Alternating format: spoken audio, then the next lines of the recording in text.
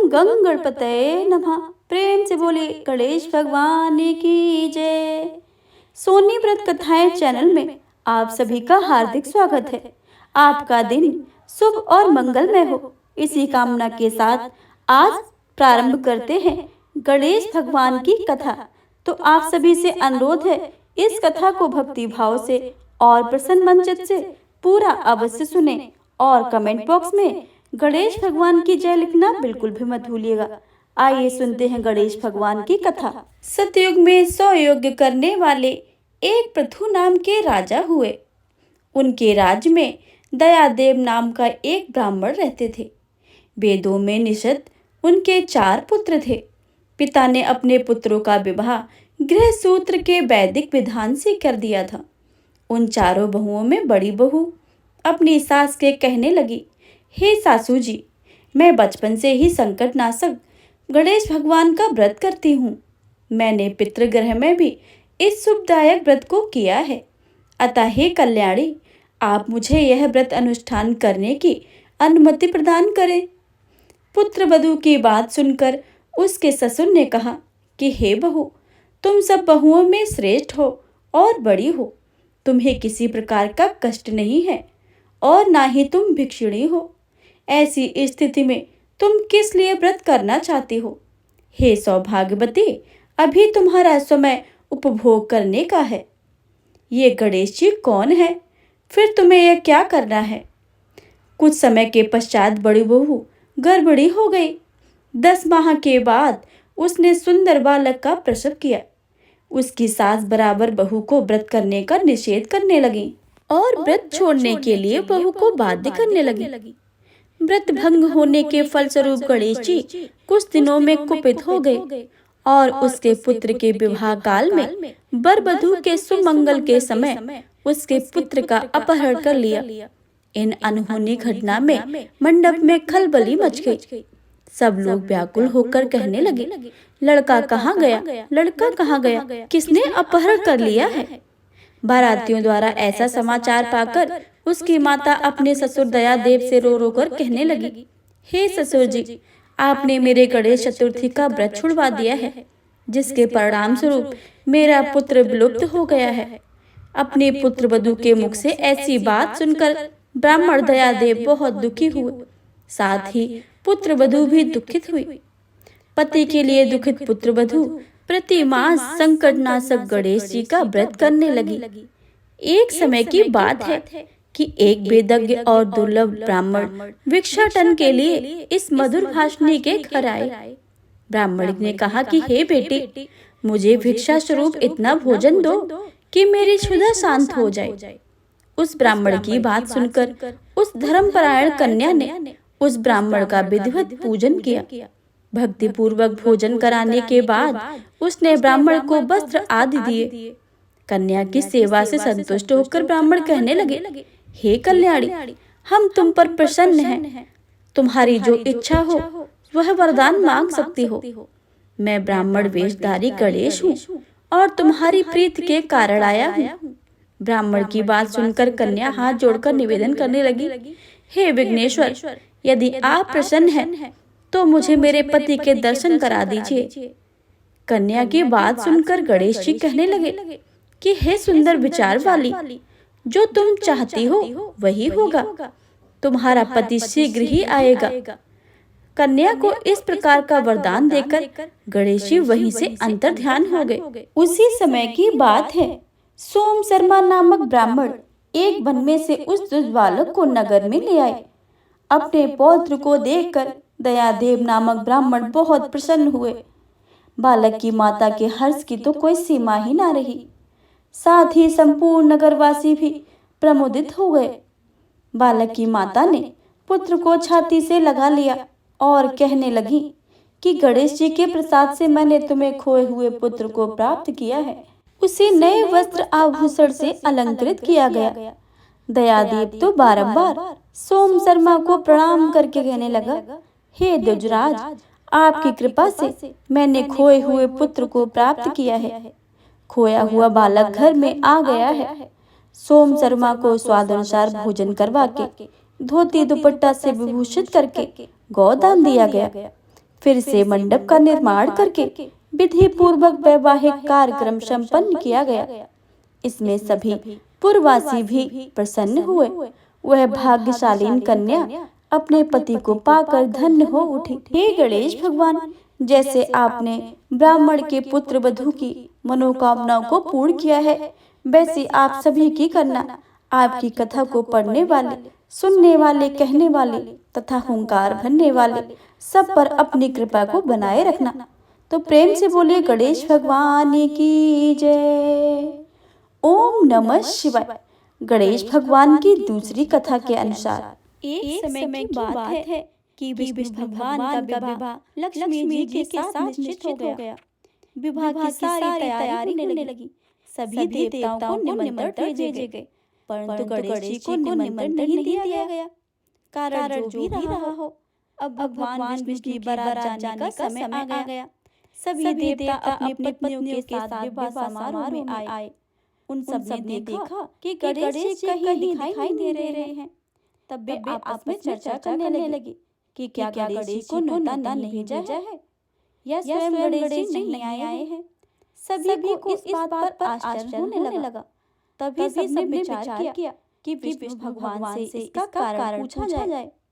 भगवान विष्णु से पूछने पर उन्होंने कहा कि हमने गणेश जी के पिता भोलेनाथ महादेव को न्योता भेजा था। यदि गणेश जी अपने पिता के साथ आना चाहते तो आ जाते। अलग से न्योता देने की कोई आवश्यकता भी नहीं थी। और दूसरी बात यह है कि उनके 1.25 मन मूंग, 1.25 मन चावल, 1.25 मन घी और 1.25 मन लड्डू भोजन दिन भर में चाहिए। यदि गणेश जी नहीं आएंगे तो कोई बात नहीं है। दूसरे के घर जाकर इतना सारा खाना पीना अच्छा भी नहीं लगता है। इतनी वार्ता कर ही रहे थे कि किसी ने सुझाव दिया कि गणेश जी भी आ जाएं तो उनको द्वारपाल बनाकर बैठा देंगे कि आप घर की याद रखना। आप तो चूहे पर बैठकर धीरे धीरे चलोगे तो बारात बहुत पीछे ही रह जाओगे। यह सुझाव भी सबको पसंद आ गया। तो विष्णु भगवान ने भी अपनी सहमति दे दी। होना क्या था कि इतने में गणेश जी वहां पहुंच गए और उन्हें समझा बुझाकर घर की रखवाली करने में बैठा दिया। बारात चल दी। तब नारद जी ने देखा कि गणेश जी तो दरवाजे पर ही बैठे हुए हैं। तो वे गणेश जी के पास गए और उनके रुकने का कारण पूछा। गणेश जी ने कहने लगे कि विष्णु भगवान ने मेरा बहुत अपमान किया है। नारद जी ने कहा कि आप अपनी मूषक सेना को आगे भेज दें तो वह रास्ता खोद देंगे जिससे उनके वाहन धरती में धंस जाएंगे। तब आपको सम्मानपूर्वक बुलाना ही पड़ेगा। अब तो गणेश जी ने अपनी मूषक सेना जल्दी से आगे भेज दी और सेना ने जमीन पोली कर दी। जब बारात वहां से निकली तो रथों के पहिए धरती में ही धंस गए। लाख कोशिश करें परंतु पहिए नहीं निकल रहे थे। सभी ने अपने उपाय किए परंतु पहिए तो निकले ही नहीं, बल्कि जगह जगह से टूट ही गए। किसी की समझ में भी नहीं आ रहा था कि अब क्या किया जाए। तब तो नारद जी ने कहा आप लोगों ने गणेश जी का अपमान करके अच्छा नहीं किया है। यदि उन्हें मना कर लाया जाए तो आपका कार्य सिद्ध हो सकता है और यह संकट भी टल सकता है। भगवान शंकर ने अपने दूत नंदी को भेजा और वे गणेश जी को लेकर आए। गणेश जी का आदर सम्मान के साथ पूजन किया। तब कहीं रथ के पहिए निकले। अब रथ के पहिए निकल तो गए परंतु वे टूट गए थे। तो उन्हें सुधारे कौन? पास के खेत में खाती काम कर रहा था, उसे बुलाया गया। खाती अपना कार्य करने से पहले श्री गणेशाय नमः कहकर गणेश जी की वंदना मन करने लगा। देखते ही खाती ने सभी पहियों को ठीक कर दिया। तब खाती कहने लगा कि हे देवताओं, आपने सर्वप्रथम गणेश जी को नहीं मनाया होगा और न ही उनका पूजन किया होगा। इसलिए तो आपके साथ यह संकट आया है। हम तो मूर्ख अज्ञानी हैं, फिर भी पहले गणेश जी की पूजा करते हैं, उनका ध्यान करते हैं। आप लोग तो देवतागण हैं, फिर भी आप गणेश जी को कैसे भूल गए? आप लोग भगवान श्री गणेश की जय जयकार बोल जाएं तो आपके सभी काम बन जाएंगे और कोई भी संकट नहीं आएगा। ऐसा कहते हुए बारात वहां से चल दी और भगवान विष्णु लक्ष्मी माता का साथ विवाह करके संपन्न करके सभी कुशल पूर्वक लौट आए। हे गणेश जी महाराज, आपने विष्णु को जय जयकार सरियो ऐसे कार्य सबके सिद्ध कर जो। बोलिए गजानन भगवान की जय। प्रेम से बोलिए गौरी पुत्र गणेश भगवान की जय। बुधवार व्रत कथा। कथा के अनुसार एक समय की बात है, एक व्यक्ति का विवाह हुए कई वर्ष बीत गए थे। विवाह के बाद उसकी पत्नी एक बार अपने मायके गई हुई थी। पत्नी के मायके में रहने के कई दिनों के बाद उसके पति पत्नी को विदा करवाने के लिए ससुराल पहुंचा। ससुराल में कुछ दिन तक रहने के बाद जब वह पत्नी को मायके से विदा करने की बात अपने सास ससुर से कही, बुधवार का दिन होने के कारण उसके सास ससुर ने कहा कि इस दिन बेटी ससुराल नहीं जा सकती है, इस कारण विदाई नहीं हो सकती है। लेकिन वह व्यक्ति ना माना ही नहीं और अपनी पत्नी को मायके से विदा कराकर अपने घर की तरफ चल दिया। रास्ते में जाते वक्त पत्नी को बहुत तेज से प्यास लगी। तब पति पानी की तलाश में इधर उधर भटकने लगा। काफी देर के बाद जब वह पानी लेकर वापस लौटा तो उसने देखा कि पत्नी के पास उसी की वेशभूषा में कोई अन्य व्यक्ति पत्नी के संग बैठकर बातें करता हुआ दिखाई दिया। दोनों व्यक्ति आपस में लड़ने लगे।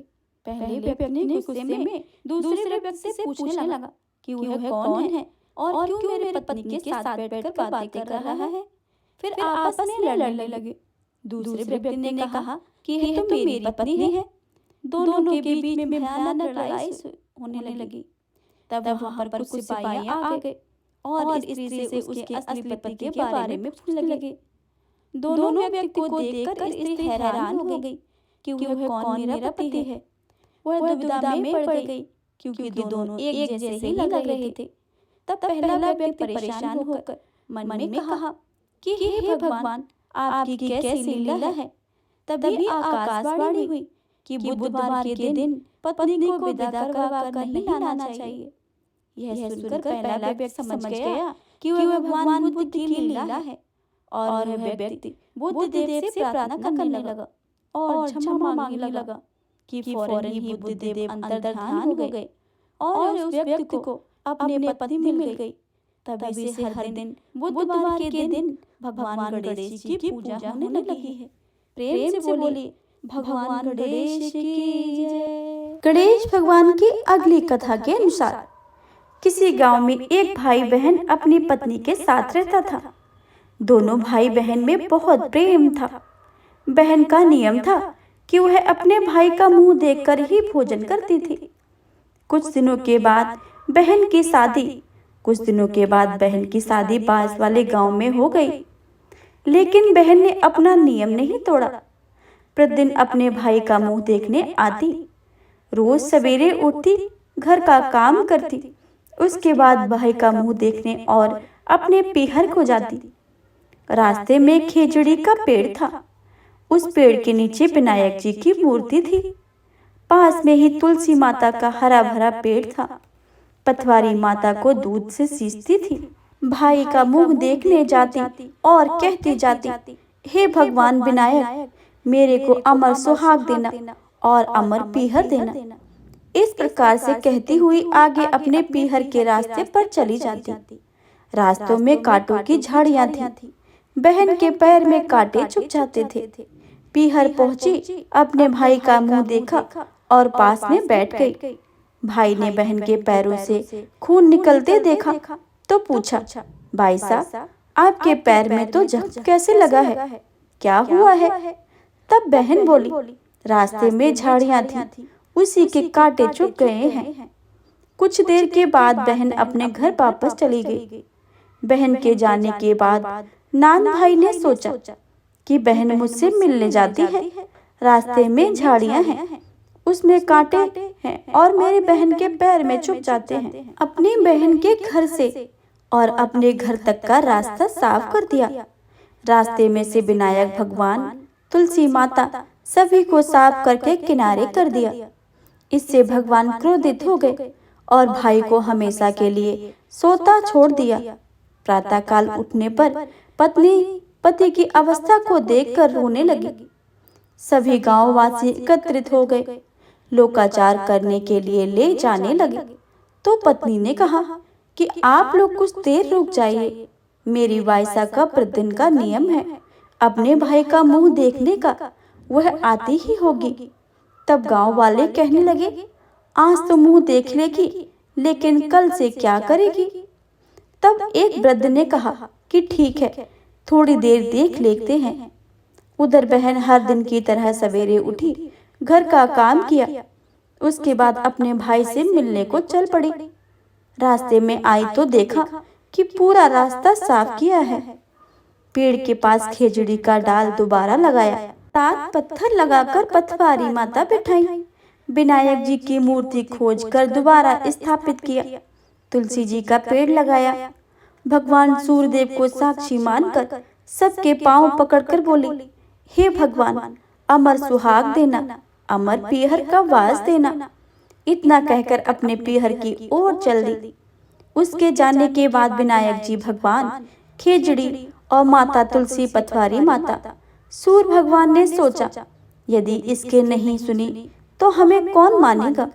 यह सोचकर भगवान ने बहन को आवाज लगाई, बेटी इधर आ।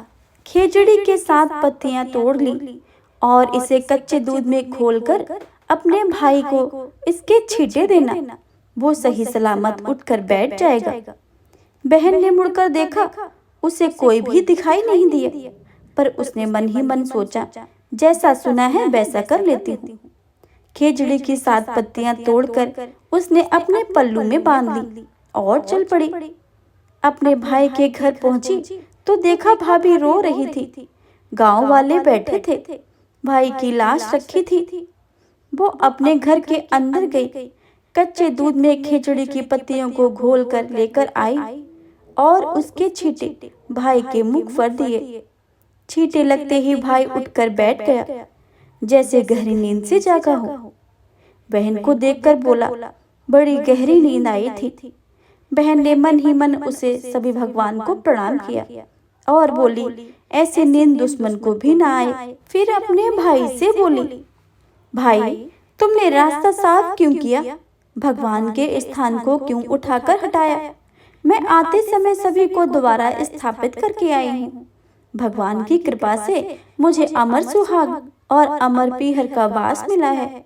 फिर हाथ जोड़कर कहा, हे भगवान, जैसे मुझे अमर सुहाग और अमर पीहर का वास दिया है, वैसे ही सबको देना। जैसे मेरी लाज रखी है, वैसे ही सबकी रखना। बोलो विनायक भगवान की जय, पथवारी माता की जय, तुलसी माता की जय, खेजड़ी की जय, सूर्य भगवान की जय। गणेश भगवान की अगली कथा के अनुसार एक गांव में एक विधवा अपने बहू के साथ रहती थी। उसकी बहू मंदबुद्धि की थी, जो अपनी भूख बर्दाश्त नहीं कर पाती थी और हमेशा खाने के लिए उतारू रहती थी। वह सबसे पहले उठकर खाना खाती थी, फिर घर के बाकी काम किया करती थी। एक दिन विधवा ने अपने घर में पूजा करवाने को सोचा, लेकिन वह थोड़ी परेशान थी, क्योंकि उसकी बहू अगली सुबह उठते ही खाना खाने को दौड़ेगी और पूजा के लिए बनाए पकवान को झूठा कर देगी। अपनी बहू को पूजा के लिए बनाए पकवान से दूर रखने के लिए विधवा ने एक तरीका निकाला। पूजा वाली सुबह उसने एक मटका लिया और उसके नीचे एक छेद कर दिया और अपनी बहू से बोली कि आज पूजा है, इसलिए खाना खाने से पहले पानी भर कर ले आओ। बहू भी बहुत चालाक थी, उसने देख लिया था कि विधवा ने मटके के नीचे छेद कर दिया है, इसलिए अपने साड़ी में आटा बांधकर पनघट पर चली गई और उसने आटा निकाला और कुएं के पानी की मदद से बाटियां बनाने लगी। कुएं के पास ही एक शमशान घाट था, जहां चिता जलाई जा रही थी। बहू ने उसकी आंच से अपनी बाटियां सेक ली। उसकी बाटियां सूखी थी तो वह पास में एक गणेश जी का मंदिर में चली गई, जहां गणेश जी को अब किसी ने चोला चढ़ाया हुआ था। उसने देखा कि गणेश जी की तोंद में पे घी लगा हुआ है। उसने उस घी को अपनी बाटी पर लगा लिया और उसका भोग गणेश जी को लगाकर वह बाटी खा ली और घर वापस चली आई। बहू की इस हरकत पर गणेश जी बहुत गुस्सा हुए और उन्होंने गुस्से में अपनी नाक पर उंगली चढ़ा ली। जब गांव वालों ने देखा कि गणेश जी ने अपनी नाक के ऊपर उंगली चढ़ा ली है, तो उन्हें मनाने के लिए बहुत ही जद्दोजहद किया गया, लेकिन गणेश जी ने अपनी उंगली वापस नहीं उतारी।